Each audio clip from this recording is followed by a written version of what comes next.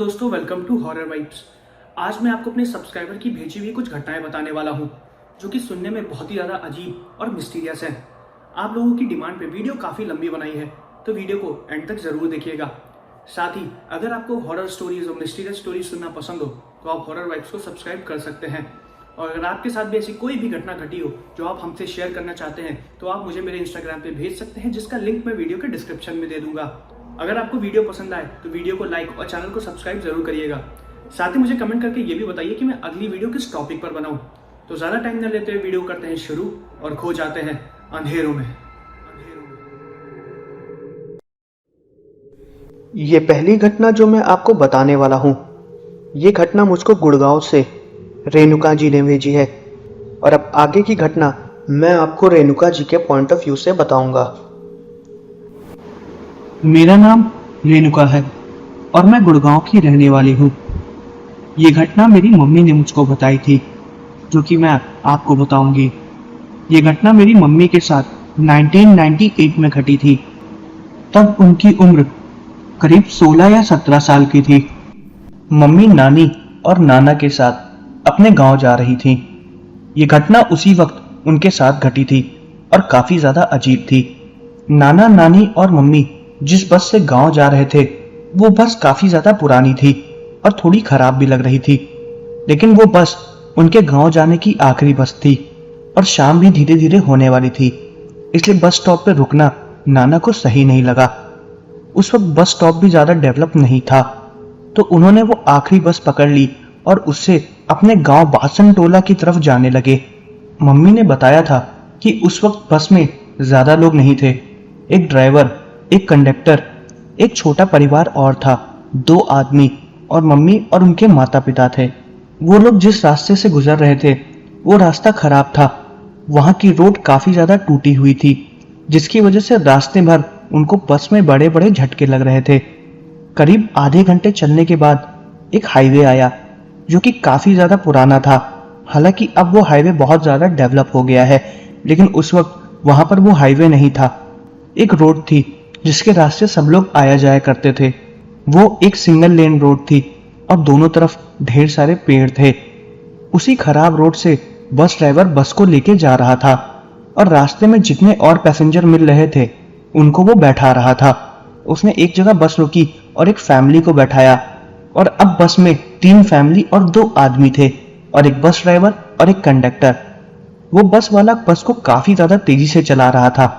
हम सब लोगों ने उसको बस तेजी से चलाने के लिए मना किया, लेकिन वो हमारी बात सुन ही नहीं रहा था। रोड काफी ज्यादा खराब थी, इसी चक्कर में बस तेज चलाने की वजह से बस के एक टायर का एक पैनल टूट गया, जिसकी वजह से बस ड्राइवर को बस रोकनी पड़ी। उस पैनल के टूटने की वजह से बस का टायर भी जाम हो गया था। जब बस रुकी तो हम सब लोगों ने बस ड्राइवर को खूब हड़काया कि तुम्हारी वजह से बस खराब हो गई है, तुमसे मना किया था कि बस को ज्यादा तेज मत चलाओ। उसने हम लोगों से बोला कि हमें परेशान होने की जरूरत नहीं है, 1 घंटे में वो और कंडक्टर मिलके बस को ठीक कर देंगे। उस वक्त रात के 9 बज रहे थे और उस हाईवे पे काफी ज्यादा अंधेरा था। वहां से और कोई बस भी नहीं गुजर रही थी। हालांकि वहां से बारी बारी बस निकला करती है, लेकिन जैसा कि मैंने बताया था कि बस स्टॉप पे हमारे गांव की तरफ जाने वाली ये आखिरी बस थी, इसलिए हमको इस बात की पूरी उम्मीद थी कि अब कोई और बस आने वाली नहीं है।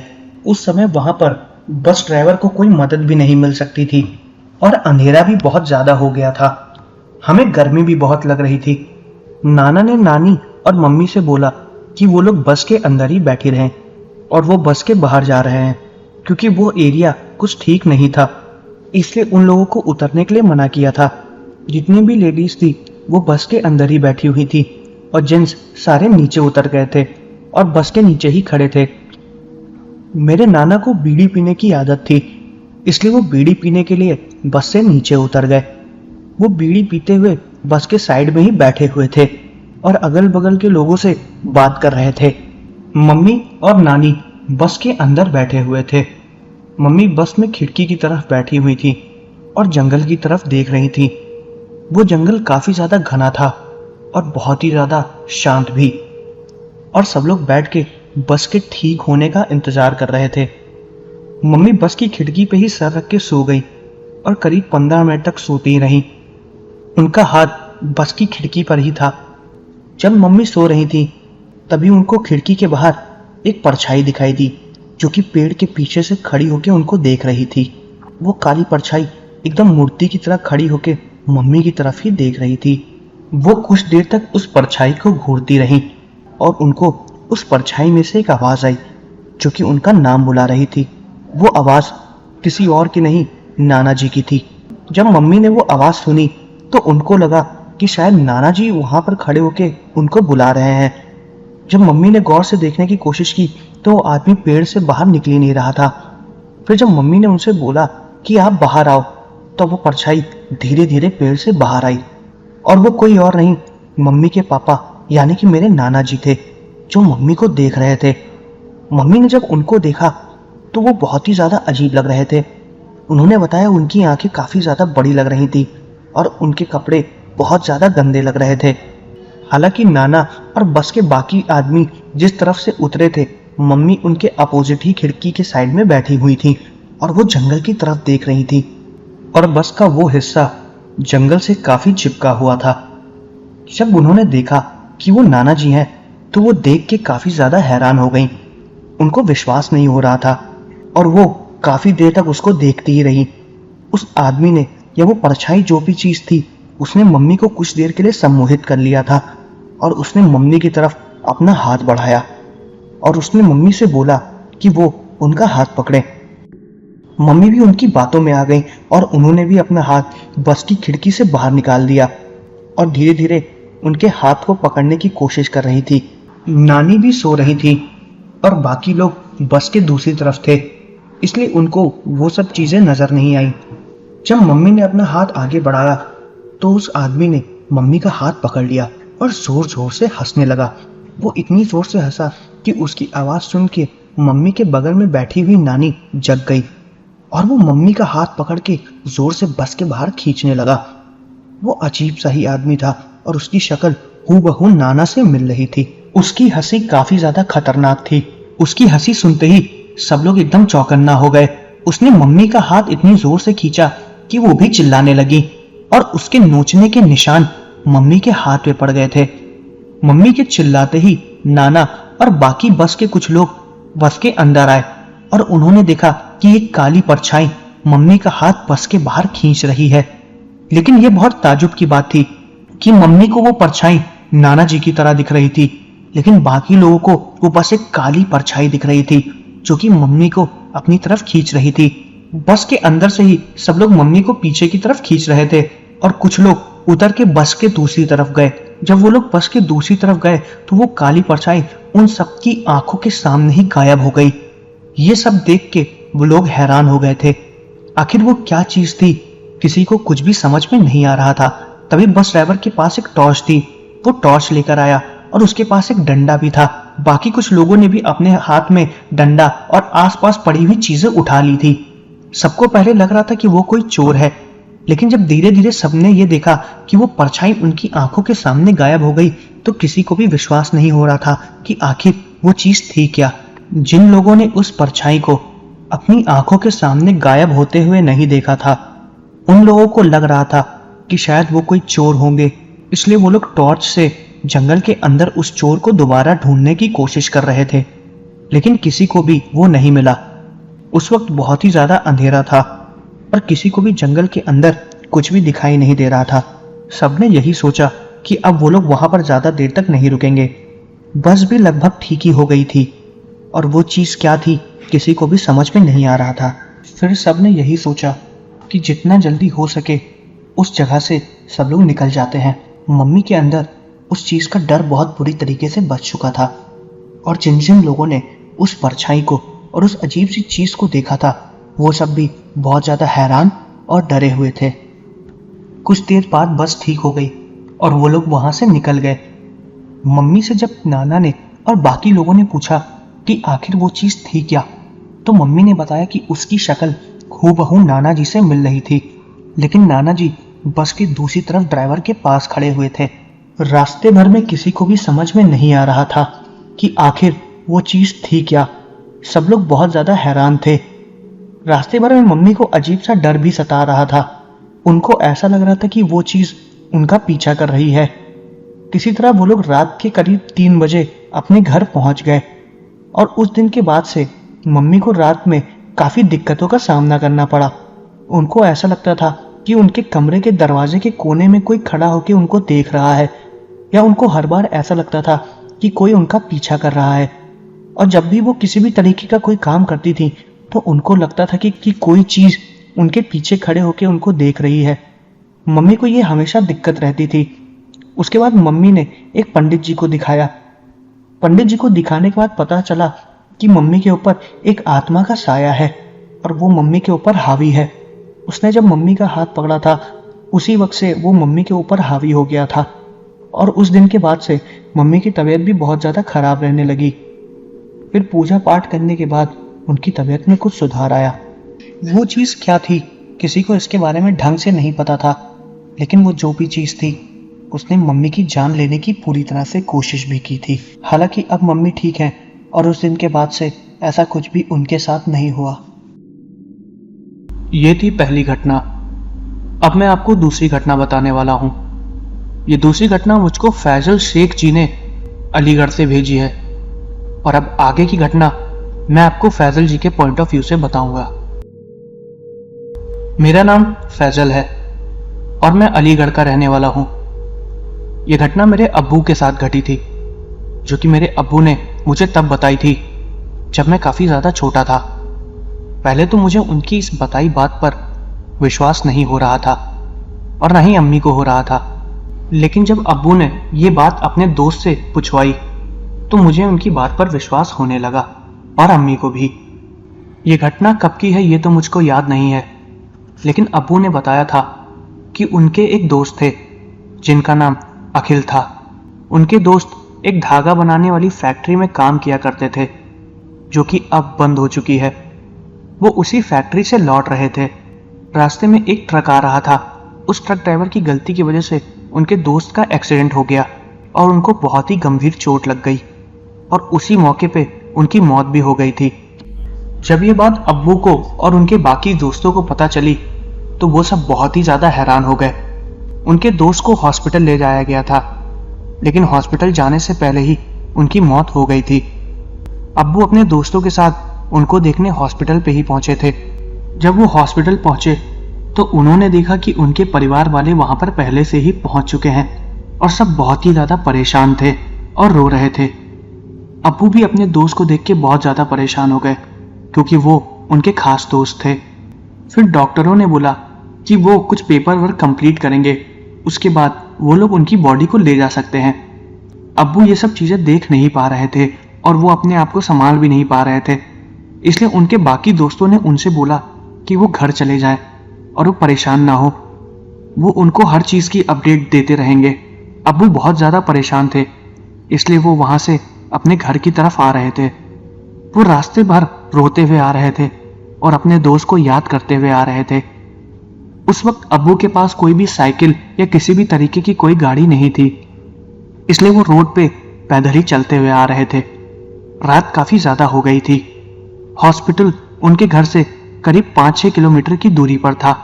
उस वक्त उनको घर जाने के लिए कोई साधन भी नहीं मिल रहा था और उनका दिमाग भी उतना काम नहीं कर रहा था। उनको ये भी नहीं पता चल रहा था कि आखिर वो जा किस तरफ रहे हैं। वो चुपचाप अपने घर की तरफ चल रहे थे। तभी वो एक रोड से गुजरे जहाँ पर बड़े बड़े पेड़ थे और उसके बगल से एक गांव भी होते हुए गया था। उस गांव में लगभग सब लोग सो ही गए थे और सब कुछ काफ़ी ज़्यादा सुनसान था। जब वो उस रास्ते से चल रहे थे तो उनको कुछ भी ठीक से दिखाई नहीं दे रहा था। अब्बू ने बताया था कि आगे और पीछे दोनों तरफ उनको बस अंधेरा ही दिख रहा था। हल्की फुल्की चांद की रोशनी की वजह से वो रोड हल्की फुल्की देख पा रहे थे और बस रोड पर चले जा रहे थे। तभी अंधेरे से उनको किसी की आवाज़ आई। वो आवाज़ उनका नाम लेके बुला रही थी।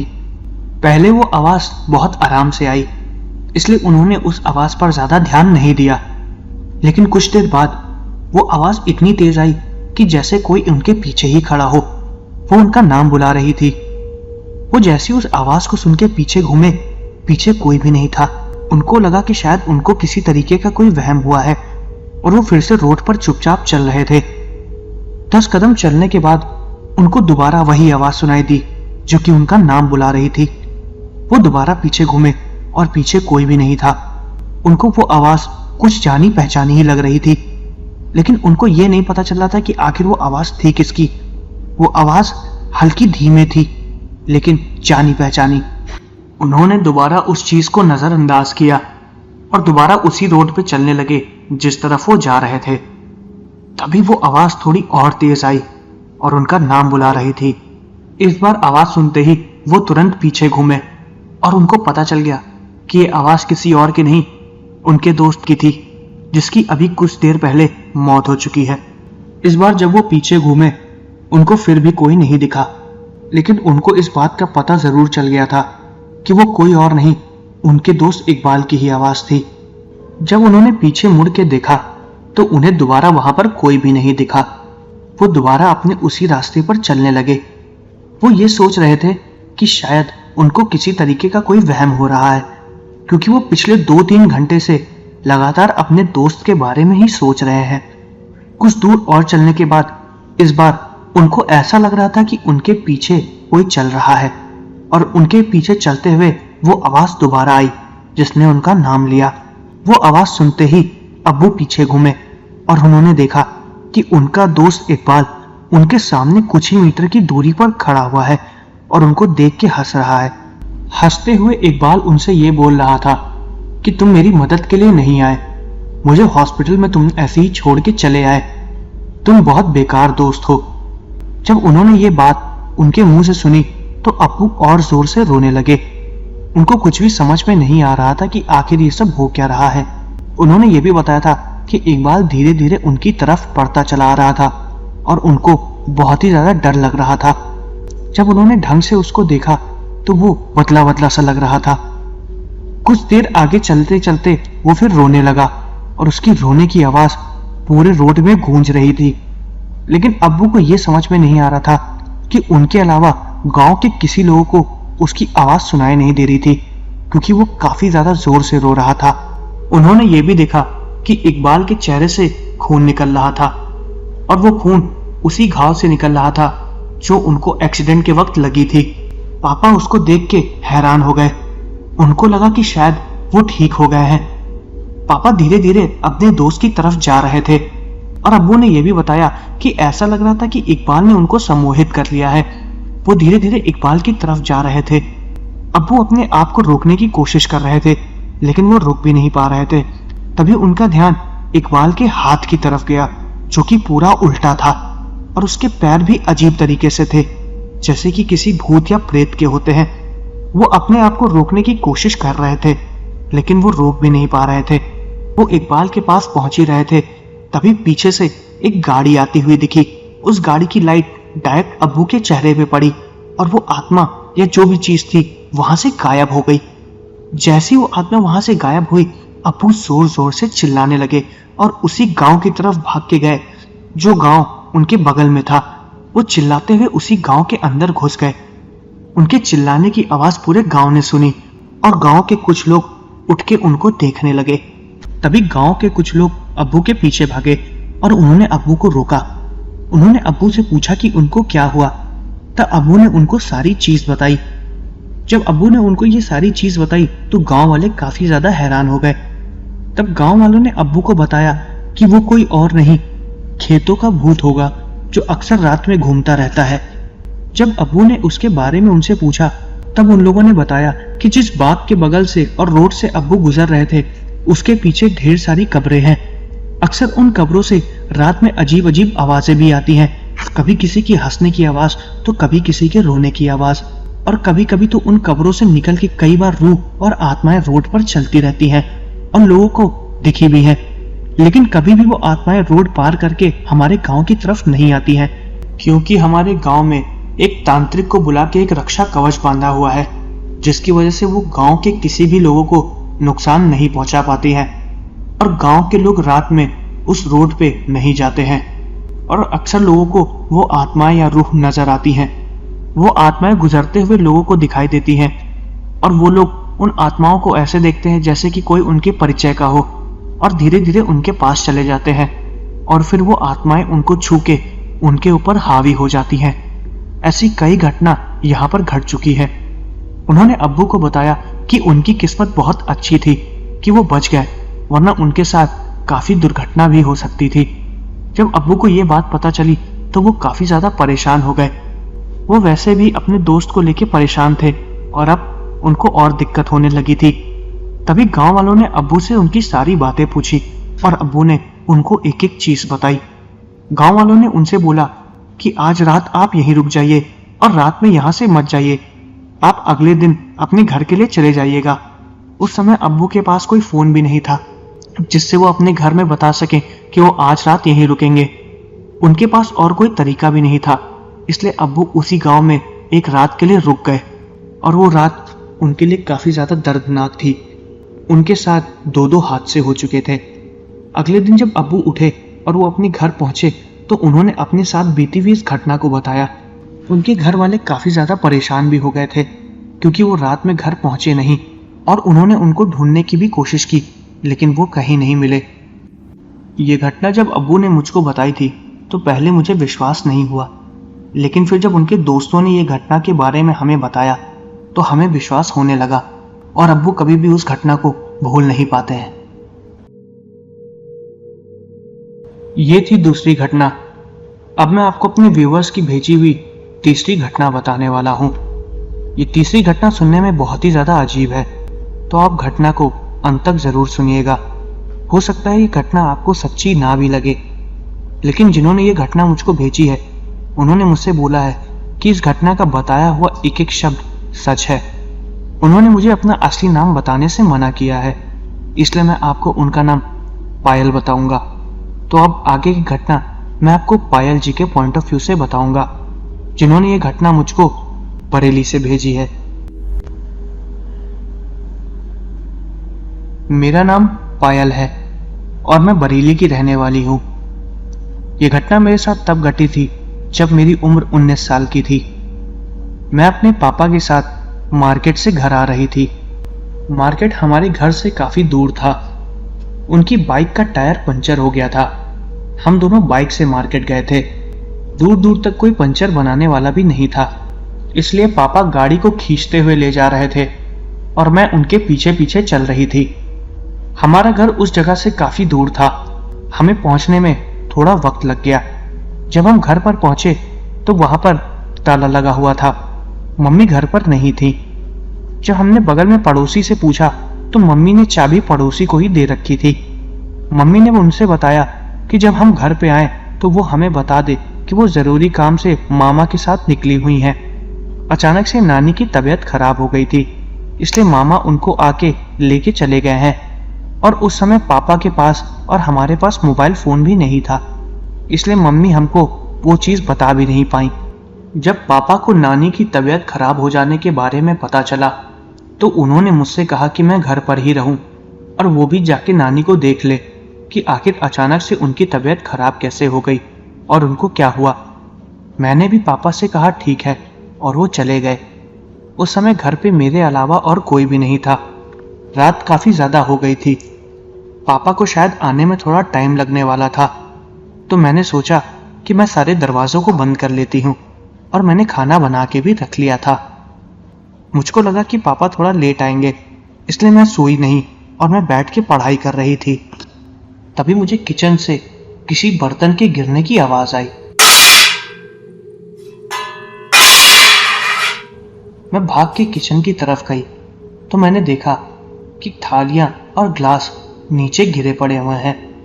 वो अचानक से नीचे कैसे गिर गए मुझे कुछ भी समझ में नहीं आ रहा था, क्योंकि वो बहुत अच्छे से रखे हुए थे और किचन भी बाहर से बंद था, तो किसी भी बिल्ली के घुसने का कोई सवाल भी पैदा नहीं होता है।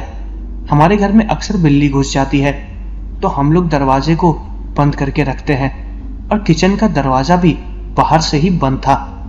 मुझे कुछ भी समझ में नहीं आ रहा था। मैंने सारे बर्तनों को अपनी जगह पर रखा और दोबारा अपने कमरे में पढ़ने के लिए चली गई। जब मैं अपने कमरे में पहुंची तो मैंने देखा कि मेरी किताबें और मेरे सारे कपड़े अलग अलग जगह बिखरे पड़े हैं। मुझे कुछ भी समझ में नहीं आया कि अचानक से ये कैसे हो गया। कमरे से गए हुए मुझे मात्र 3 से 4 मिनट ही हुए थे और इतनी देर में मेरे कपड़े अलमारी से बाहर निकल के गिरे पड़े थे और मेरी सारी कॉपी किताबें बिखरी पड़ी थी। ये सब क्या हो रहा था मुझे कुछ भी समझ में नहीं आ रहा था।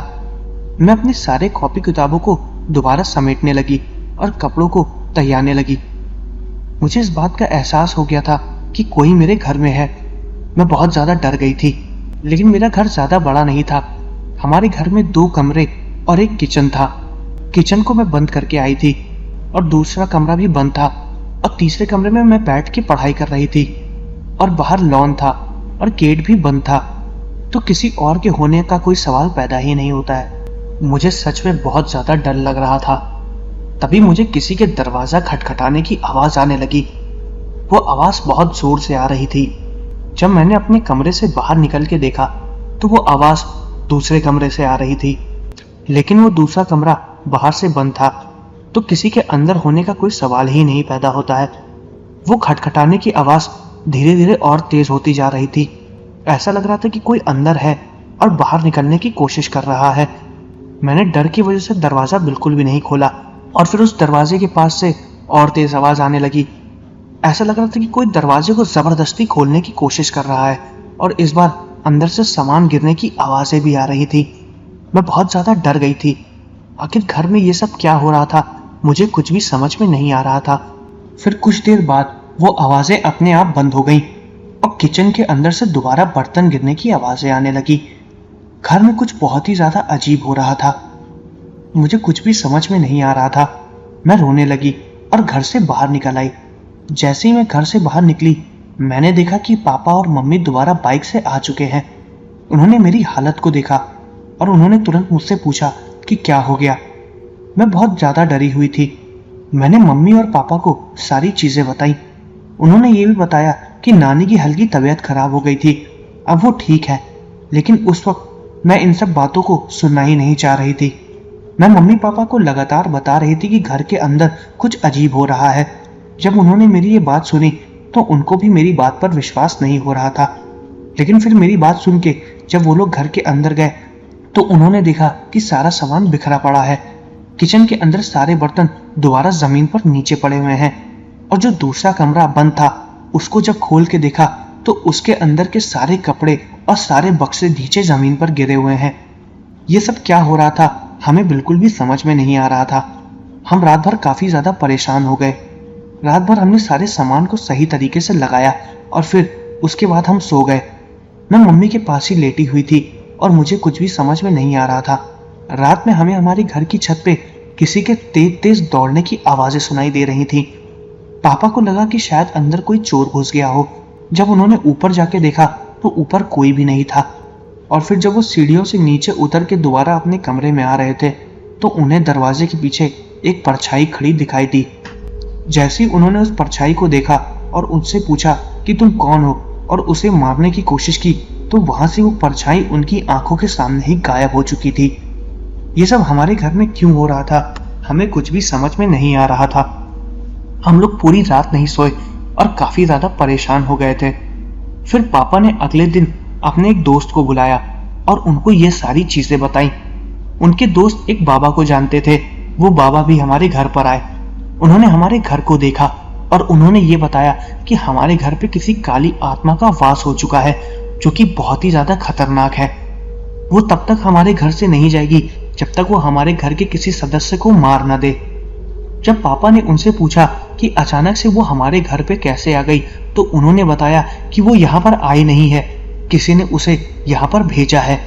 पापा ने फिर उन तांत्रिक को बताया कि हमारा कोई दुश्मन नहीं है तो हमारा बुरा कौन ही चाहेगा। तब पापा से उन तांत्रिक ने बोला कि वो घर के अंदर से थोड़ा सा चावल लेकर आए।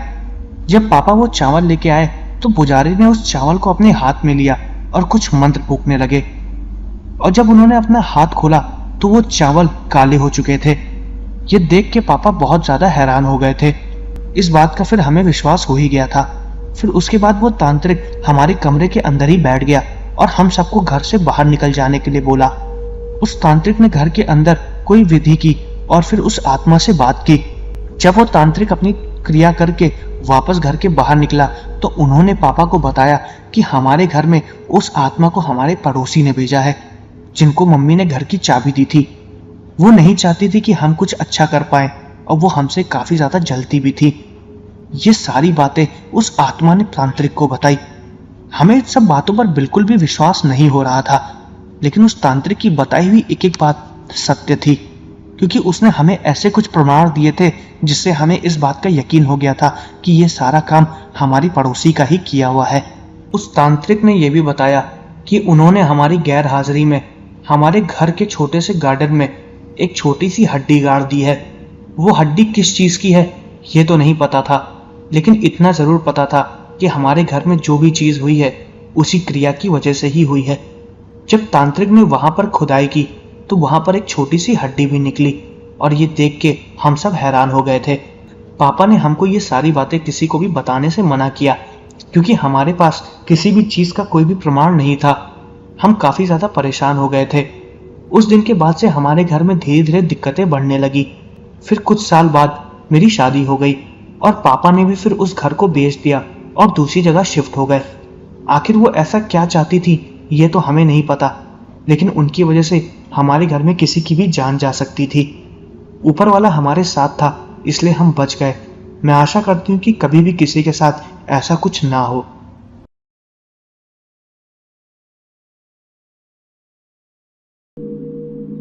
मेरा नाम शिशिर है और मैं उन्नाव का रहने वाला हूँ। ये घटना मेरे नाना जी के साथ सन 2000 में घटी थी। मुझको इस घटना के बारे में मेरी मम्मी ने बताया था।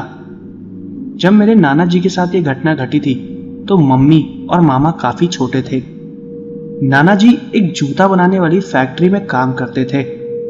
नाना जी जिस गांव से आते थे उस गांव में लोग काला जादू और तंत्र विद्या बहुत करते थे और वहां पे काली माता की भी बहुत पूजा होती थी। उसी तरीके से मेरे नाना जी भी काली माँ के बहुत बड़े भक्त थे। वो उन्हीं की पूजा किया करते थे। नाना जी जिस जूते बनाने वाली फैक्ट्री में काम करते थे वो उनके घर से काफी ज्यादा दूर थी। उस वक्त नाना जी के पास कोई साइकिल भी नहीं थी जिससे वो आ जा सके, इसलिए वो पैदल ही आया जाया करते थे। उनको फैक्ट्री से घर जाने के लिए 40 मिनट का समय लगता था। वो अक्सर रात में लेट भी आया करते थे ताकि उनको थोड़े ज्यादा पैसे मिल जाएं। नाना जी जब भी बाहर से घर आते थे वो मामा और मम्मी के लिए कुछ ना कुछ खाने के लिए जरूर लाया करते थे। फैक्ट्री से रात में उनके साथ 5 लोग निकलते थे। वो लोग भी रात में देर तक काम किया करते थे। नाना जी उन्हीं 5 लोगों के साथ घर की तरफ आते थे। सबसे पहले जिसका घर पड़ता जाता था वो अपने अपने घर के लिए मुड़ता जाता था। सबसे आखिर में नाना जी का घर पड़ता था, इसलिए वो सबसे आखिर में ही आते थे। जिस रोड से नाना जी आते थे उसके बाद घर जाने के लिए वो एक कच्ची सड़क पे मुड़ते थे। वो कच्ची सड़क काफी ज्यादा खराब थी। उस सड़क के दोनों तरफ छोटे छोटे पेड़ थे और उस कच्ची सड़क से करीब 5 से 6 मीटर की दूरी पर एक बहुत बड़े बड़े पेड़ों का बाग था। शायद वो आम के पेड़ों का बाग था। नाना जी उसी सड़क से आया जाया करते थे। उस सड़क से आने जाने के दौरान उनके पास एक टॉर्च हुआ करती थी और एक झोला हुआ करता था जिसमें वो अपना टिफिन और सामान रखा करते थे। टॉर्च की मदद से अंधेरे में वो रोड को देखते हुए आया करते थे।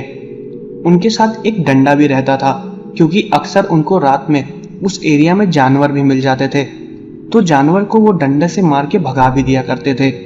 ऐसे ही एक बार रात में नाना जी अकेले उसी सड़क से आ रहे थे। उस वक्त रात के शायद 11 या 11:30 बज रहे थे। जैसा कि मैंने पहले बताया कि नाना जी मम्मी और मामा जी के लिए अक्सर खाने के लिए कुछ लाया करते थे और इस बार वो उनके लिए बिस्किट लेके जा रहे थे।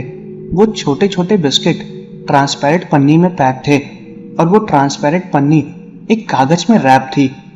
वो वही बिस्किट मम्मी और मामा जी के लिए लेकर आ रहे थे।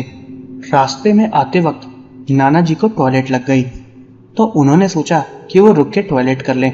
उन्होंने अपना झोला और टॉर्च एक पेड़ के नीचे रख दिया। वो झोला उन्होंने जिस पेड़ के पास रखा था वहां से वो झोला नीचे गिर गया और उसमें रखा हुआ सामान भी नीचे गिर गया। नाना जी ने जो बिस्किट कागज में रैप करके झोले में रखे थे वो भी जमीन पर गिर गए और सारे बिस्किट रोड पे आ गए।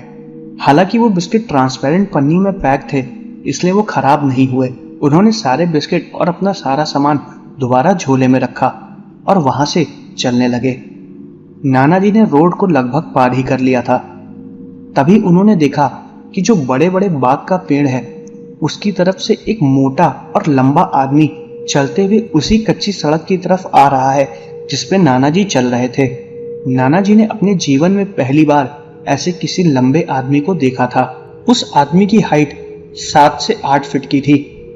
नाना जी धीरे धीरे अपने रास्ते पे जा रहे थे और वो आदमी भी धीरे धीरे कच्ची सड़क की तरफ आ रहा था। कुछ देर बाद वो आदमी नाना जी के सामने ही आके खड़ा हो गया। नाना जी ने उसको देखा लेकिन वो उसको इग्नोर करके सीधे चुपचाप चले गए। नाना जी ने ऐसे दिखाया कि उन्होंने उसको देखा ही नहीं। हालांकि वो समझ गए थे कि वो कोई इंसान तो नहीं है, क्योंकि मैंने पहले बताया था, क्योंकि नाना जी काली शक्तियों को बहुत अच्छे से जानते थे। नाना जी अक्सर अपने साथ काले रंग का कपड़ा रखते थे जो वो पूजा में इस्तेमाल करते थे। वो कहते थे कि वो काला कपड़ा काली माँ का प्रसाद है, इसलिए वो अक्सर उसे अपने पास गुड लक के लिए रखा करते थे। नाना जी जब उस आदमी को पार करके आगे बढ़े तो वो आदमी दोबारा नाना जी की तरफ घूम गया और धीरे धीरे उनकी तरफ आने लगा। वो अपने कदम धीरे धीरे नाना जी की तरफ बढ़ा रहा था और नाना जी भी आगे चल रहे थे। जब उन्होंने पीछे मुड़ के देखा तो उन्होंने देखा कि वो आदमी उनके करीब आ रहा है। वो उनसे ज्यादा दूर नहीं था, वो उनसे करीब 2 हाथ की दूरी पर ही था। एकदम उनके पीछे चुपचाप बिना कुछ बोले चल रहा था। नाना जी ने बताया कि उसका चेहरा अजीब सा था। वो नीचे की तरफ देख रहा था और उसकी आंखें काफी ज्यादा बड़ी थी। कुछ दूर तक चलने के बाद उनको ये एहसास हुआ कि अगर वो ऐसे ही चलते रहे तो हो सकता है कि ये काली शक्ति उनके घर तक पीछे पीछे चली आए, जिससे घर वालों को कुछ दिक्कत हो सकती है। इसलिए नाना जी बीच में ही रुक गए। उन्होंने उसकी तरफ देखा तक नहीं। नाना जी भी नीचे की तरफ ही देख रहे थे। फिर वो आदमी नाना जी के पीछे ही रुक गया और करीब 1 मिनट तक वो दोनों लोग चुपचाप खड़े थे। वो कुछ भी नहीं बोले। नाना जी ने बोला कि अगर मैं इससे बात नहीं करूंगा तो शायद ये यहाँ से चला जाए।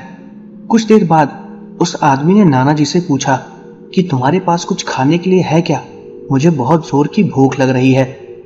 नाना जी ने जब उसकी आवाज सुनी तो वो बहुत ज्यादा चौंक गए थे। उसकी आवाज काफी ज्यादा मोटी और भारी थी। उनको कुछ भी समझ में नहीं आ रहा था। तभी उन्होंने ये सोचा कि अगर उसको ये पता है कि उनके पास कुछ खाने के लिए है तो वो ये भी जानता होगा कि उनके पास बिस्किट रखे हुए हैं। तभी नाना जी ने अपने झोले से बिस्किट का पैकेट निकाला और उसके सामने रख दिया। वो बिस्किट का पैकेट नाना जी ने उसके हाथ में नहीं दिया। उसने अपना हाथ आगे बढ़ाया। नाना जी ने जब उसका हाथ देखा तो उन्होंने देखा कि उसकी 2 उंगलियां कटी हुई थी और उसके हाथ में बस 3 ही उंगलियां थी। वो देख के बहुत ज्यादा डर गए थे। वो आदमी अभी भी नीचे की तरफ ही देख रहा था। उसकी हरकत बहुत ही ज्यादा अजीब लग रही थी। हालांकि वो आदमी नाना जी से काफी ज्यादा लंबा था, लेकिन वो उनसे दूर खड़ा होके नाना जी के पैरों की तरफ देख रहा था। उसने कोई भी हरकत नहीं की। उनको बहुत ही ज्यादा अजीब लगा कि बिस्किट रखने के बाद भी वो आदमी कुछ नहीं कर रहा है। तभी नाना जी ने अपने झोले से उसी काले कपड़े को निकाल लिया जो वो अपने पास अक्सर रखा करते थे। उस काले कपड़े को निकालते ही वो आदमी हल्का हल्का पीछे हटने लगा और उसने उस बिस्किट को उठा लिया और नाना जी भी हल्का हल्का पीछे की तरफ हटने लगे। उसके बाद वो काली माँ का नाम लेने लगे और उस तरफ जाने लगे जिस तरफ वो जा रहे थे। वो आदमी वहीं पर ही खड़ा हुआ था। वो नाना जी को वहीं पर खड़ा होके ऊपर की तरफ देख रहा था, लेकिन उसने नाना जी को कुछ भी नहीं किया। वो बहुत ज्यादा डर गए थे। उसके बाद उन्होंने पीछे मुड़ के नहीं देखा और चुपचाप धीरे धीरे उसी तरफ जा रहे थे। जब उन्होंने उस कच्ची सड़क को पार कर लिया तो दोबारा पीछे मुड़ के देखा तो पीछे कोई भी नहीं था। वो पूरी रोड खाली थी।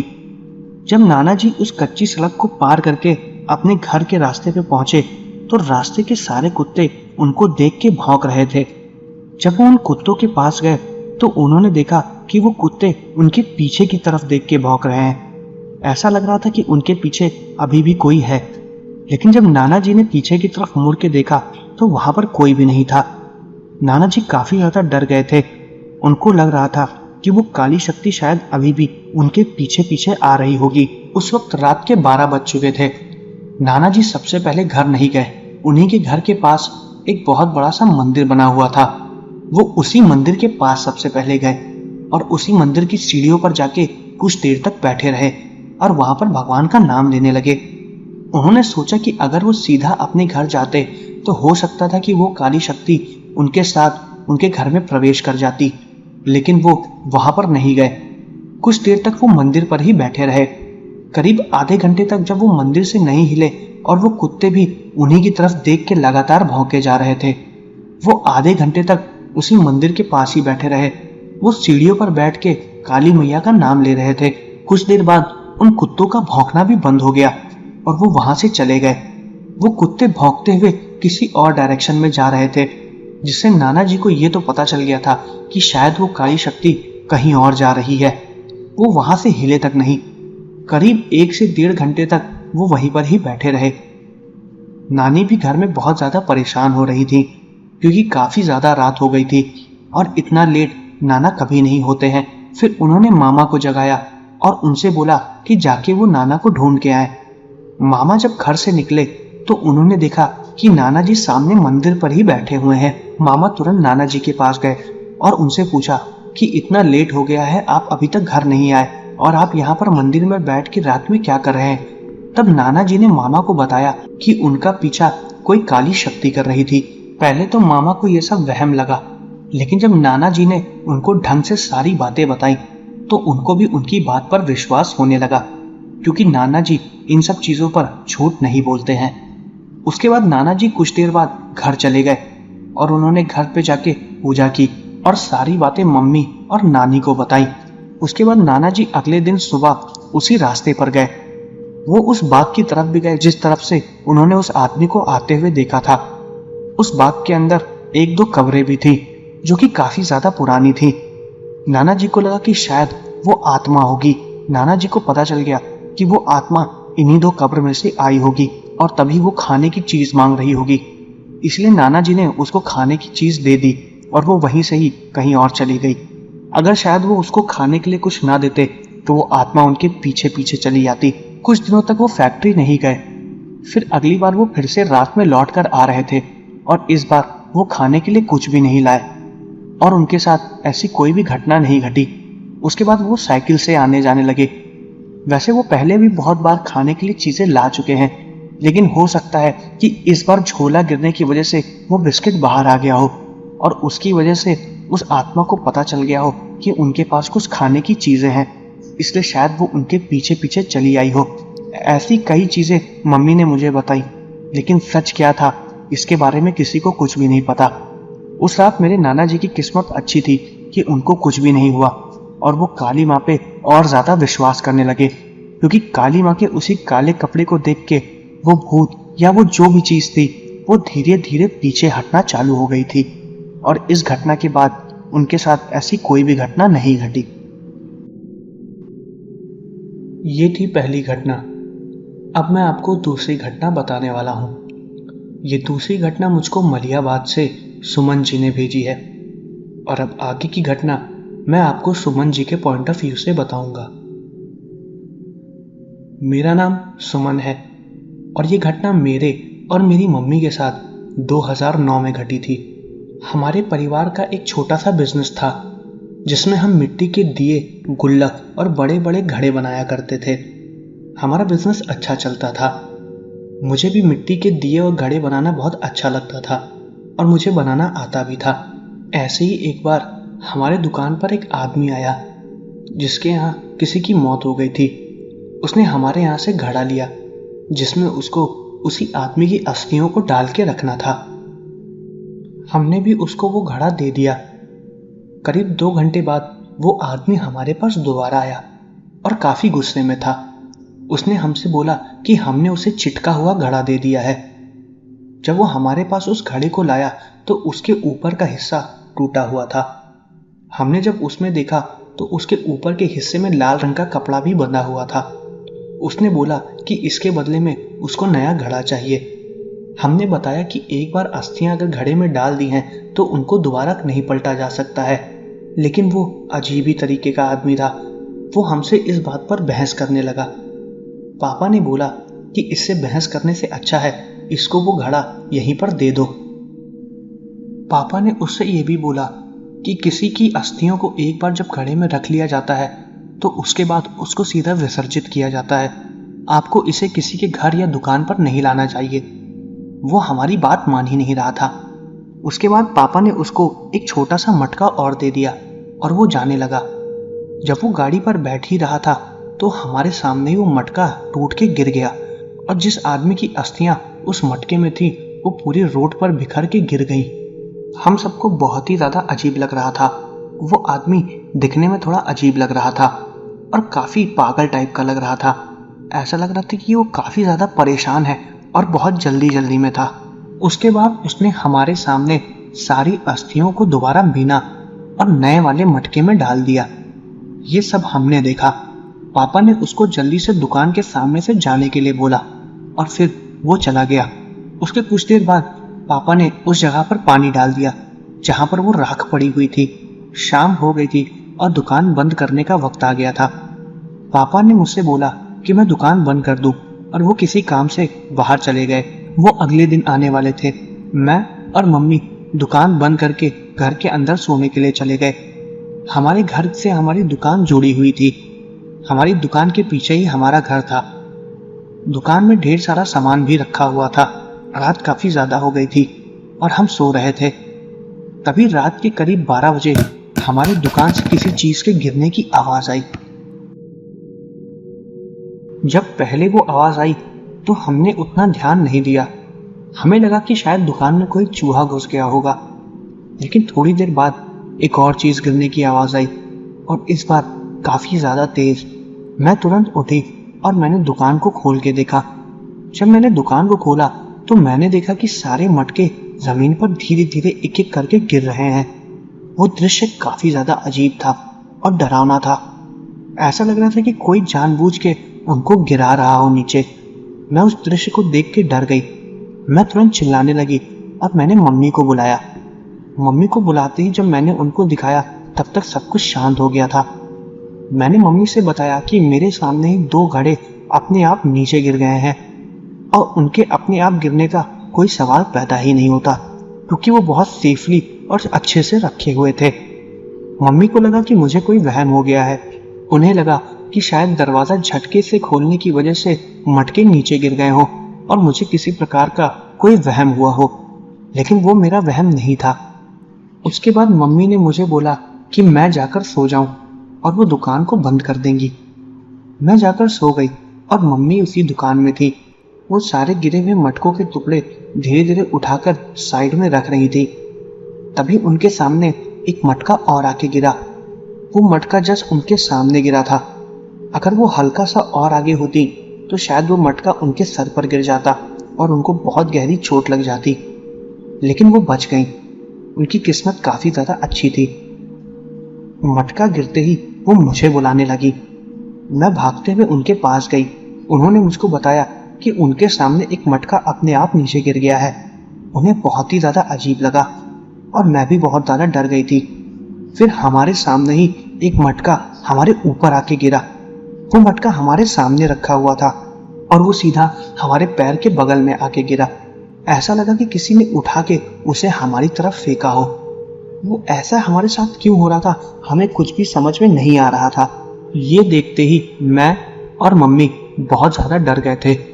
मैं तो डर की वजह से चिल्ला रही थी। मम्मी ने फिर मुझको शांत कराया और हम दोनों दुकान से बाहर आ गए।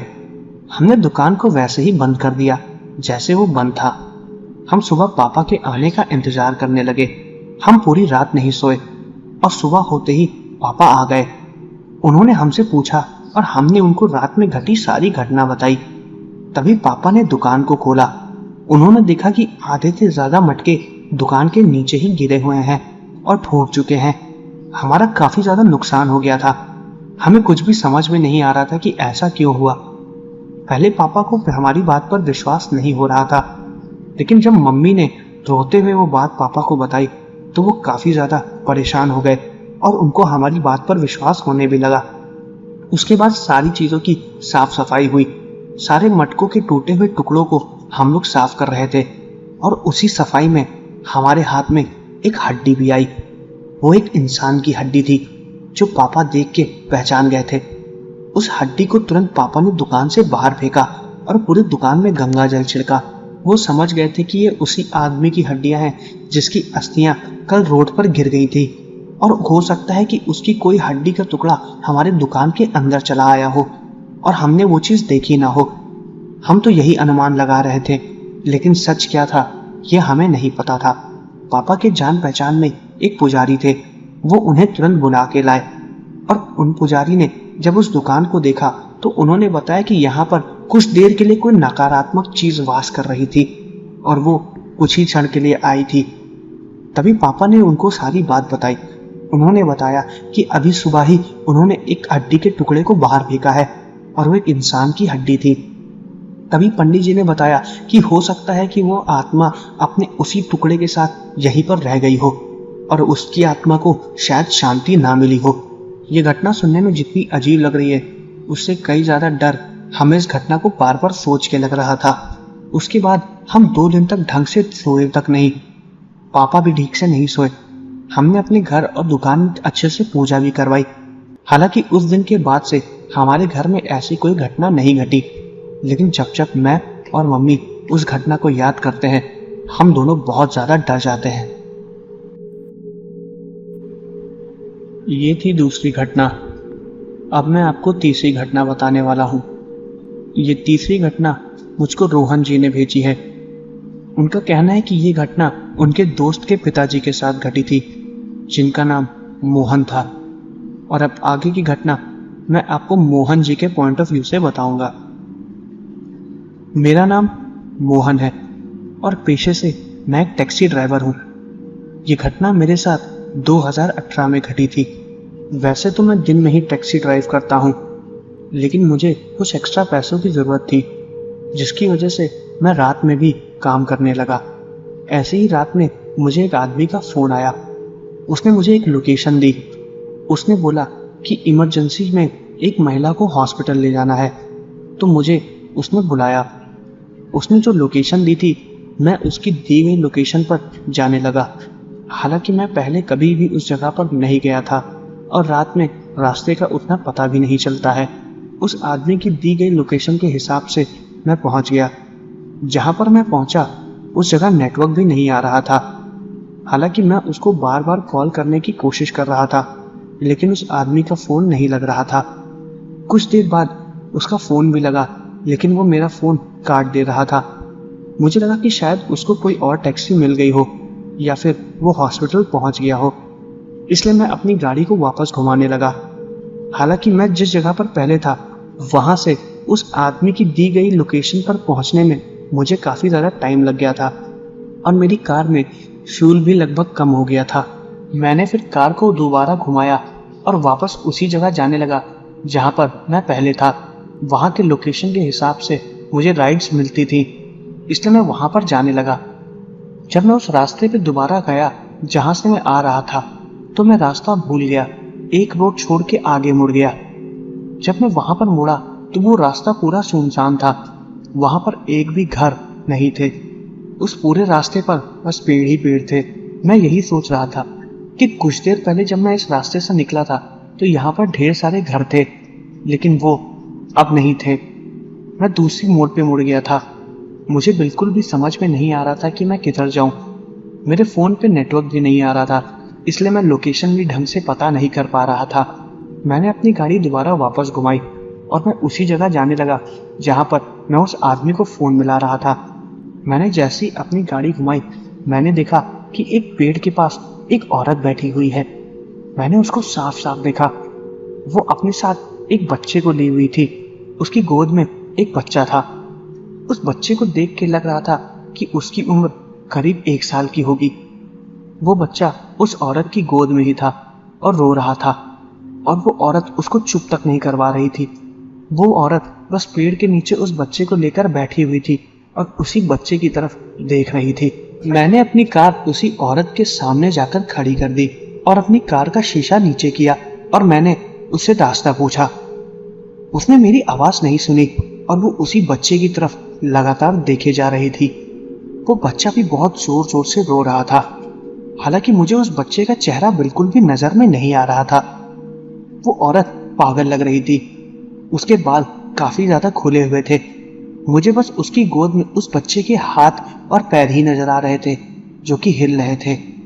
मैंने उस औरत से दोबारा पूछा कि आप मुझे इस जगह से निकलने का रास्ता बता सकती हैं? उसने मेरे सवाल का फिर भी कोई जवाब नहीं दिया। मुझे बहुत ही ज्यादा अजीब लग रहा था। मैंने फिर अपनी गाड़ी का हॉर्न दबाया। उस रोड पे काफी ज्यादा अंधेरा था और सब कुछ सुनसान था। मेरी कार की हॉर्न बजाने की आवाज उस पूरी जगह पर बहुत तेजी से गूंज रही थी।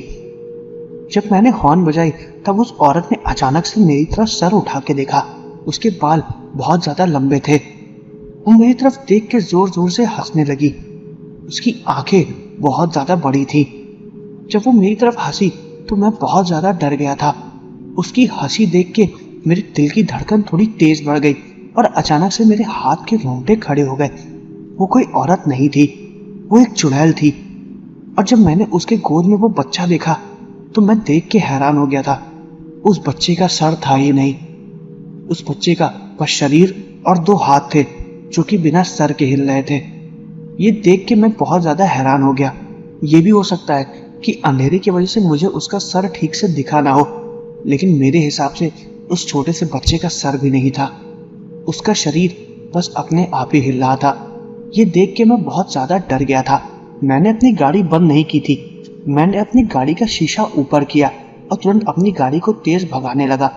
मैं अपनी गाड़ी के बैक मिरर से देख रहा था तो मुझे ऐसा लग रहा था कि वो औरत मेरे पीछे पीछे भाग रही है, लेकिन मैंने अपनी गाड़ी की स्पीड बढ़ा दी और दोबारा उसी लोकेशन पर पहुंच गया जहां पर मैं उस आदमी को फोन मिला रहा था। वहां से मुझे जाने का रास्ता बिल्कुल भी मिल नहीं रहा था। मैं उस जगह से वापस भी नहीं जा सकता था और मुझे ये भी डर था कि कहीं वो औरत दोबारा मेरा पीछा करते हुए मेरे पास ना आ जाए। मैंने अपनी गाड़ी दोबारा घुमाई और धीरे धीरे उसी रास्ते पे जाने लगा जहां से मैं सबसे पहले आया था, और मुझे वो मोड़ भी दिख गई जहां से मैं पहली बार मुड़ा था। उसके बाद मैं सही मोड़ पे मुड़ा और जब थोड़ा आगे गया मुझे वो सारे घर नजर आने लगे जो मैंने पहली बार में देखे थे। उसके बाद मैंने अपनी गाड़ी की स्पीड तेज की और उस एरिया से निकल के चला गया। मेरी जान बच गई थी, वरना उस दिन मैं मर जाता। वो औरत एक चुड़ैल थी और वो मुझे मार डालती। उस घटना के बाद मैं कई दिनों तक रात में ड्राइव के लिए नहीं निकला। अब रात में मैं कभी भी दूर या किसी अंधेरी जगह की किसी भी लोकेशन पर नहीं जाता हूँ, क्योंकि मेरे अंदर उस चुड़ैल का डर अब बहुत बुरी तरीके से बस चुका है।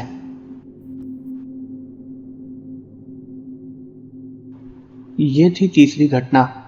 अब मैं आपको चौथी घटना बताने वाला हूँ। ये चौथी घटना मुझको गोंडा से नीलम जी ने भेजी है, और अब आगे की घटना मैं आपको नीलम जी के पॉइंट ऑफ व्यू से बताऊंगा। मेरा नाम नीलम है और ये घटना मेरे साथ मेरे गांव में घटी थी।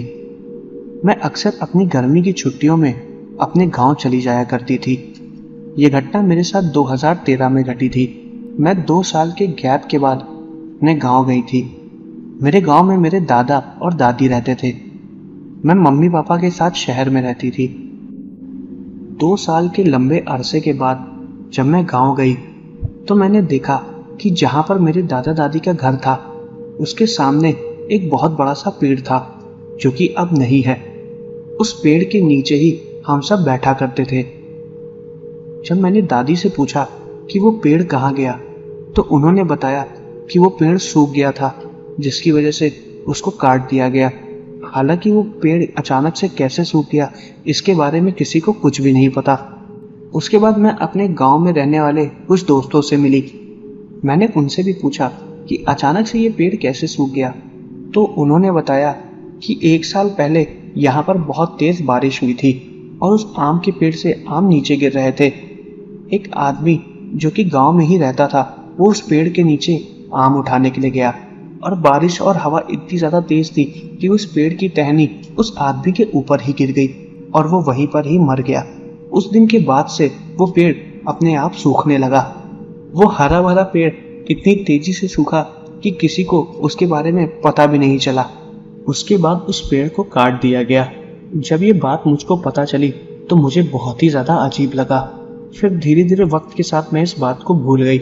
मैं दादा दादी के पास 1 हफ्ते के लिए गई थी और ये घटना मेरे साथ उसी 1 हफ्ते में घटी। रात के करीब 8 या 9 बज रहे होंगे।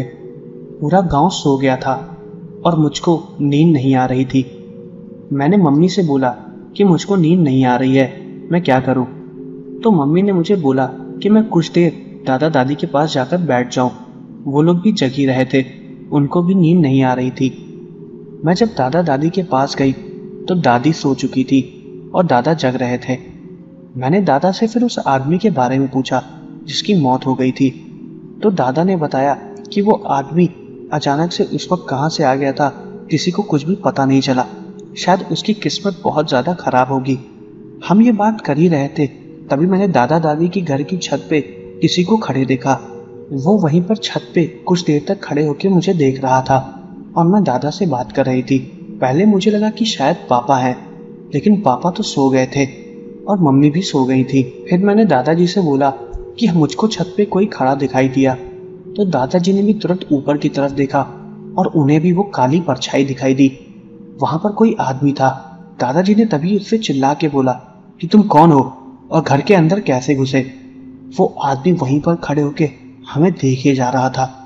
हमें उसका चेहरा नहीं दिख रहा था, हमें बस काले रंग की एक परछाई दिख रही थी जो साफ साफ लग रही थी कि किसी आदमी की है।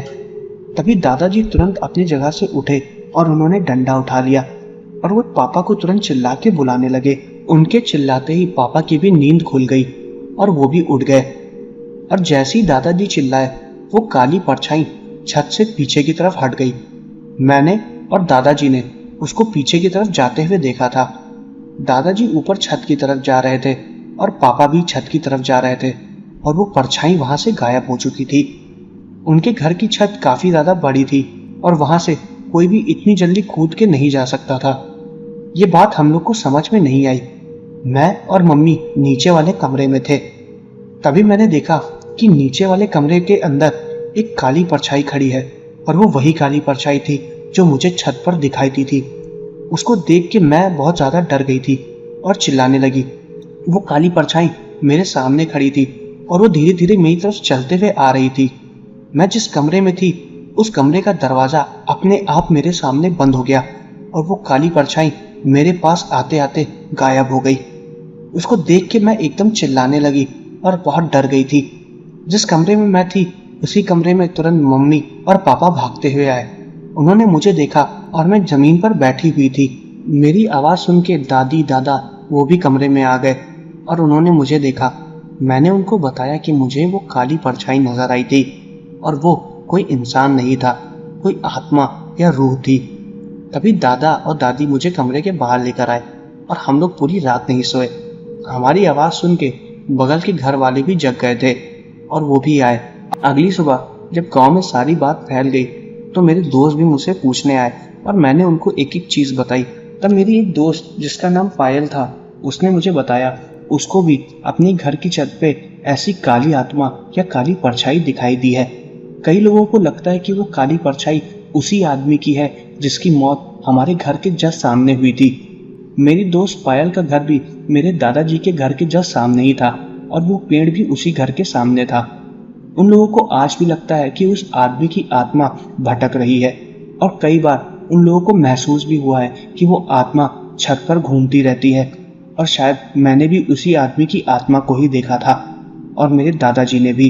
हालांकि उसने कभी किसी को नुकसान नहीं पहुंचाया, लेकिन उसको देखने के बाद सब बहुत ज्यादा डर जाते हैं और शायद आज भी उसकी आत्मा भटक ही रही है।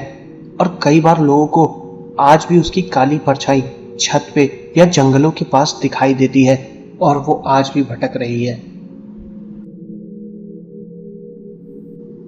आज की वीडियो की आखिरी घटना मुझको वैशाली जी ने भेजी है। वैशाली जी ने ये घटना मुझको उत्तर प्रदेश के बाराबंकी जिले से भेजी है और अब आगे की घटना मैं आपको वैशाली जी के पॉइंट ऑफ व्यू से बताऊंगा। मेरा नाम वैशाली है और मैं बाराबंकी की रहने वाली हूँ।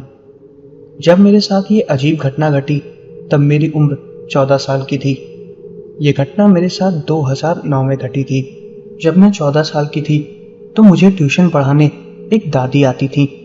उनकी उम्र बहुत ज़्यादा हो गई थी। वो मुझको मेरे घर पर ही पढ़ाने आती थी और वो काफ़ी ज़्यादा स्ट्रिक्ट भी थी। कुछ दिनों तक उन्होंने मुझे बहुत अच्छे से पढ़ाया और मेरे मार्क्स भी बहुत अच्छे आते थे। जब मेरा अगला सेशन चालू हुआ तब दादी का आना बंद हो गया। बाद में जब मम्मी ने दोबारा उनसे बात की कि अगला सेशन चालू होते ही वो मुझे पढ़ाने लगे, तो उनकी तबीयत और ज़्यादा खराब हो गई थी। उन्होंने कहा कि अब उनका घर से निकलना मुमकिन नहीं है, तो मुझे उनके घर पर ही जाके पढ़ना होगा। वो जहाँ पर रहती थी उनका घर मेरे घर से 6 घर छोड़ के था, लेकिन वो अकेले ही रहती थी।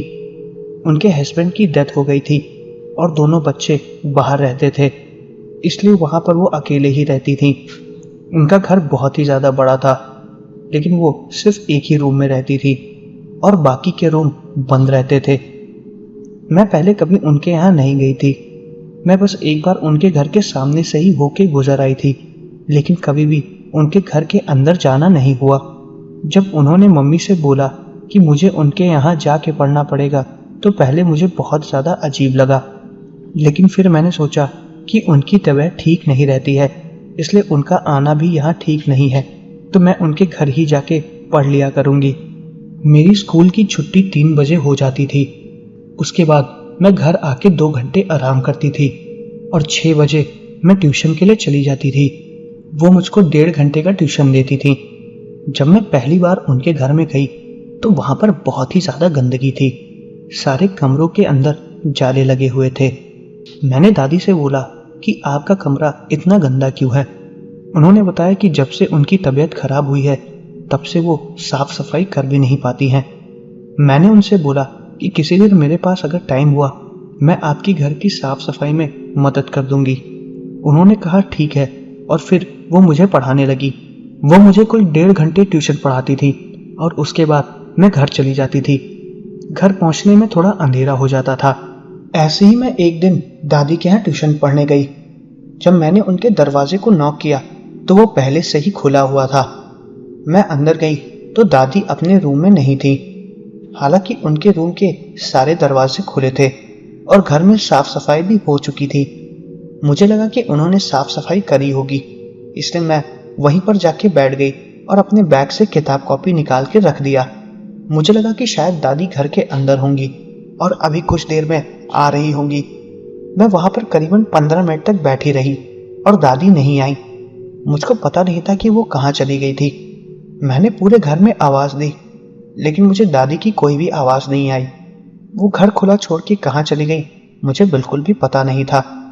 उनका सामान और चश्मा भी टेबल पर ही रखा हुआ था। फिर मुझे उनके घर की छत से किसी के चलने की आवाज आई। मुझको लगा कि शायद दादी अपने घर के ऊपर वाली मंजिल पर होंगी। मैं ऊपर वाली मंजिल पर गई। मैं पहली बार उनके घर की ऊपर वाली मंजिल पर जा रही थी। सीढ़ियों पे काफी ज्यादा अंधेरा था। मैं उनको आवाज देते ही ऊपर जा रही थी। उनके घर के ऊपर का पूरा फ्लोर खाली था।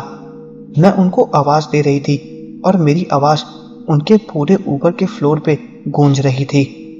दादी, दादी, दादी, आप कहाँ हैं? आप कहाँ हैं? आप कहाँ हैं? काफी देर तक मैंने उनके जवाब का फिर से इंतजार किया, लेकिन उनका कोई भी जवाब नहीं आया।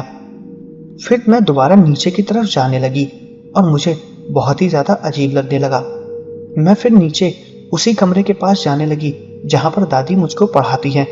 तभी मुझे ऊपर के फ्लोर से दादी की आवाज आई, बेटा, बेटा, बेटा। उनकी आवाज भी उसी तरीके से गूंज रही थी जैसे मेरी आवाज गूंज रही थी। ऊपर के फ्लोर पे काफी ज्यादा अंधेरा था और ऊपर 3 से 4 कमरे थे। मुझे बहुत ज्यादा डर लग रहा था। मैं उनको आवाज देते हुए धीरे धीरे आगे बढ़ रही थी। जैसी मैं आगे बढ़ी मैंने देखा कि वहां पर एक कमरा था जिसके अंदर एक कुर्सी रखी हुई थी और दादी उसी कुर्सी के ऊपर अकेले बैठी हुई थी। उनकी आंखें बंद थीं। मुझको समझ में नहीं आ रहा था कि वो आखिर वहां पर बैठी क्यों है। उस पूरे कमरे में काफी ज्यादा अंधेरा था और फैन भी बंद था, जिसकी वजह से बहुत गर्मी थी। उनके चेहरे से पसीना टपक रहा था। मैंने उनसे बोला कि दादी, आप यहाँ पर क्या कर रही हैं? उनका कोई भी जवाब नहीं आया। मुझे लगा कि शायद वो मुझे सुन नहीं पाई। तभी मैंने उनको दोबारा बोला कि दादी, आप यहाँ क्या कर रही हैं? उनका फिर भी कोई जवाब नहीं आया। मुझे समझ में नहीं आ रहा था कि आखिर वो मेरे सवाल का जवाब क्यों नहीं दे रही हैं। फिर मैं धीरे धीरे उनके पास गई और मैंने उनके शरीर को छुआ और उनको हिला के बोला कि दादी, आप यहाँ पर क्यों बैठी हुई हैं। उनकी आंखें बंद थीं, उनका पूरा शरीर ठंडा पड़ चुका था। मुझे कुछ भी समझ में नहीं आ रहा था कि आखिर उनको हुआ क्या है। मैं बहुत ज़्यादा डर गई थी और रोने लगी। मैं तभी तुरंत घर से बाहर निकली और भागते हुए मम्मी के पास गई।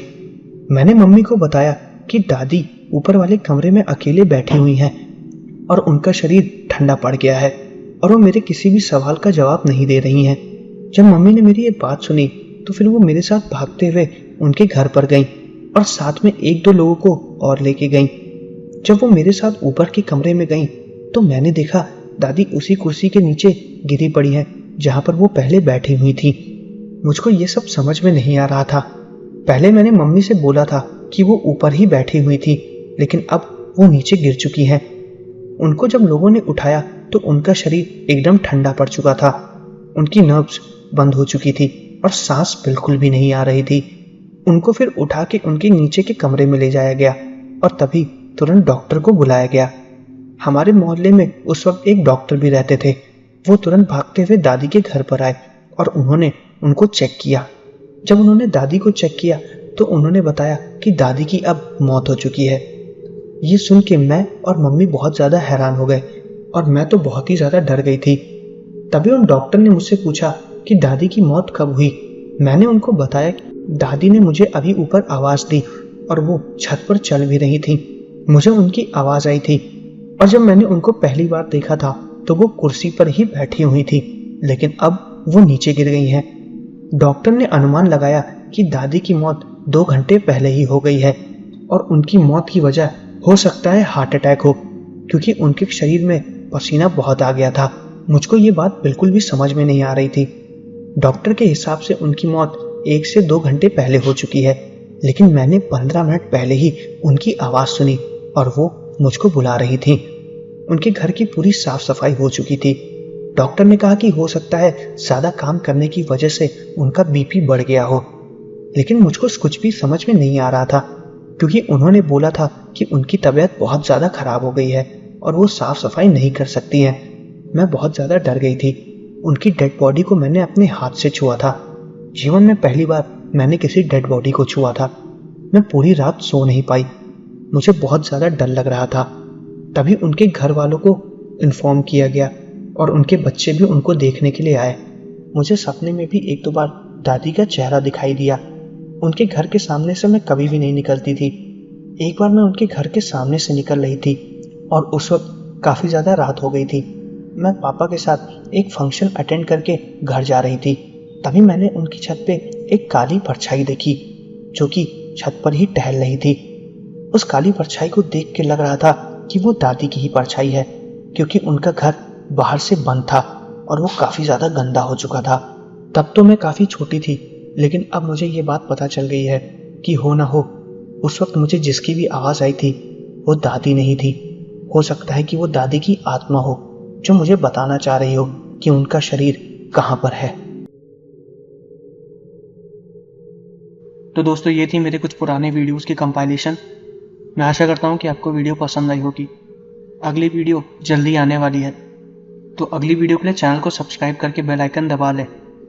धन्यवाद। मिलते हैं अगले वीडियो में।